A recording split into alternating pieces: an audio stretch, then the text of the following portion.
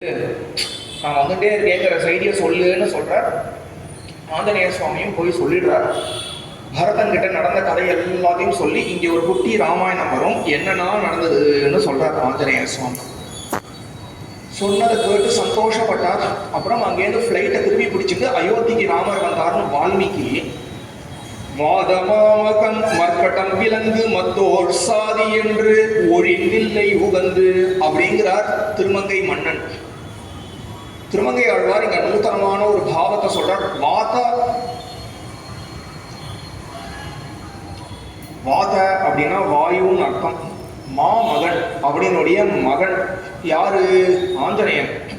மர்க்கட்டம் விலங்கு, மர்க்கட்டம்னா குரங்குன்னு அர்த்தம், விலங்கு. அவர் என்ன பண்ணாராம், அங்க பரதன் கிட்ட செய்தியை சொல்லிட்டு திருப்பி இங்க பரத்வாஜருடைய ஆசிரமத்துக்கு வந்துட்டாராம். பரத்வாஜருடைய ஆசிரமத்துக்கு வந்த உடனே பரத்வாஜர் எல்லாரும் சாப்பிட்டு போகணும்னு சொல்லியிருக்காருமா. எல்லாருக்கும் ஒரு இலை போட்டுட்டா. எல்லாருக்கும் ஒரு இலை போட்ட உடனே எல்லாரும் சாப்பிட ஆரம்பிக்க போறா. ராமர் தனியா ஒரு அறையில உட்காந்துட்டு அவருக்கும் இலை போட்டாயிருக்கு.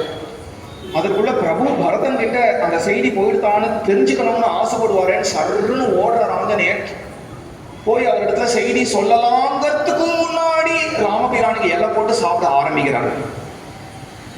ஷோ, ராமர் சாப்பிடுறத நம்மளாம் பார்க்க கூடாது அப்படின்னு அந்த வழியா வந்து ஆஞ்சநேயர் திருப்பி ஓடுறார். ராமர் பார்த்துதான் ஆஞ்சநேயா அப்படிங்கிறார். ஆஞ்சநேயன் வாசல்ல ஒன்னும் இல்ல சுவாமி, அடியேன் ஒன்னும் இல்ல. என்ன ஆஞ்சநேயா, என்ன விஷயம்? ஒன்னும் இல்ல, பரதன் கிட்ட செய்தியை சொல்லிட்டேன், பரதன் தேவனிற்காக காத்துட்டு இருக்கான். அது சரி, உள்ள வா. உள்ள நான் வரக்கூடாது, உள்ள வான்னு சொல்றேன். ஆஞ்சநேயன் தலையை குனிஞ்சிட்டு உள்ள வராது. உள்ள வந்தாங்க, எல்லாம் போட்டிருக்கு ராமருக்கு. பிரபு ஒரு கை கட்டினார், இன்னொரு எல்லாம் ஆஞ்சநேயனுக்கு அப்படின்னார். ஆஞ்சநேயனை பக்கத்துல உட்காத்தி வச்சுட்டு சாப்பிடணும்னு ஆசையா. யோசிச்சு வரணும் ராமருடைய பெருந்தன்மையா. பார்த்தா லட்சம் கோடி வானரங்களுக்கு தலைக்கு ஒரு இலை போட்ட அந்த பரத்வாஜருடைய ஆசிரமத்துல 300 இலை இல்லையா. ராமர் பரவாயில்லன்னு சொன்னார். ஆஞ்சநேயனை பார்த்து கட்டளையிட்டார், எழுத்தாப்புல உட்கார் அப்படின்னா. சுவாமிங்கிற உட்கார்ந்தார் ஆஞ்சநேயர்.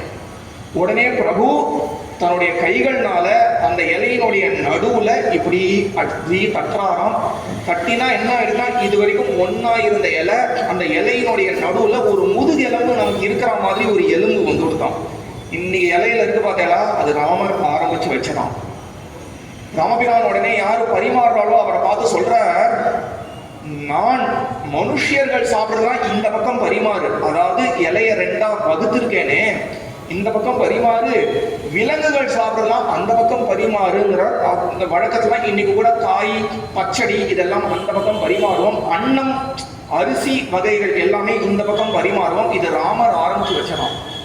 ராமபிரான் அன்னைக்கு ஒரே இலையெல்லாம் ஆஞ்சநேயனோட சாப்பிட்டாராம். திருமங்கை மன்னன் சொன்னார், இப்படி ஒரு கருணை யாருக்கு வரும் அப்படின்னு திருமங்கை மன்னன் கேட்கிறார். அங்கேருந்து கிளம்பி அந்த ஃப்ளைட் வருது. எனக்கு நேரமே இல்லை, அதனால ரொம்ப சுருக்க சொல்லிடுறேன் பட்டாபிஷேகத்தை. இந்த மேனிஃபெஸ்டேஷன் டெக்னிக்னா நிறைய சொல்லுவான். யூனிவர்ஸ் இஸ் கன்ஸ்பைரிங் ஃபார் யூன்னா சொல்லுவான். இன்னைக்கு universe is totally conspiring against me. Ramapiran ஃப்ளைட்ல வரார். அயோத்தியில் இருக்கக்கூடிய மற்ற ஜனங்களும் பார்த்துட்டு இருக்கா. அப்போ நந்தி கிராமத்துக்கு போயிடுறார் ராமர். ஏன்னா ராஜாவினுடைய உத்தரவு இல்லாம நகரத்துக்குள்ள வரக்கூடாதாம். நந்தி கிராமத்துக்கு வந்து இறங்கின உடனே பரதன் அங்க காத்துன்னு இருக்கான். தன்னுடைய பாதுகைகளை தலையில வச்சுட்டு ராமருக்கு சமர்ப்பிக்கிறான். அந்த பாதுகைகளுக்கு ஒரு சின்ன ஒரு அர்ச்சனை பண்ணி அந்த பாதுகையை பிரபு ஸ்ரீராமர் ஸ்வீகரிச்சிருந்தார். ஸ்வீகரிச்சின உடனே பரதன் பலவிதமா பிரார்த்தனை பண்ணிக்கிறான். பலவிதமா பிரார்த்தனை பண்ணி நீ தான் அந்த ராஜ்யத்தை ஏத்துக்கணும் அப்படின்னு ஒரு பிரார்த்தனை பண்றான். இந்த லோகம் அப்படின்னு ஒண்ணு இருக்கிற வரைக்கும் நீ தான் இந்த லோகத்துக்கு சுவாமியா இருக்கணும் அப்படின்னு உடனே ராமர் ததா அப்படியே அப்படிங்கிறார். அடுத்த நாள் பட்டாபிஷேகம்னு ஆயிடுது. நந்தி கிராமத்திலேருந்து கிளம்பி அயோத்திக்கு வரார். அயோத்திக்கு வரும்பொழுது வாசல்ல அந்த எந்த 4 குதிரை 14 வருஷங்களுக்கு முன்னாடி பிரபு ஸ்ரீராமரை காட்டுல போய் அனுப்பித்தோ, எந்த 4 குதிரை ராமருக்கு சரிவர பட்டாபிஷேகம் நடக்கணும்னு 3 நாட்கள் உபவாசமா இருந்ததோ, எந்த ஒரு குதிரை நாங்களும் உன்னோட வனவாசத்துக்கு வரேன்னு அழுதுதோ, எந்த ஒரு குதிரை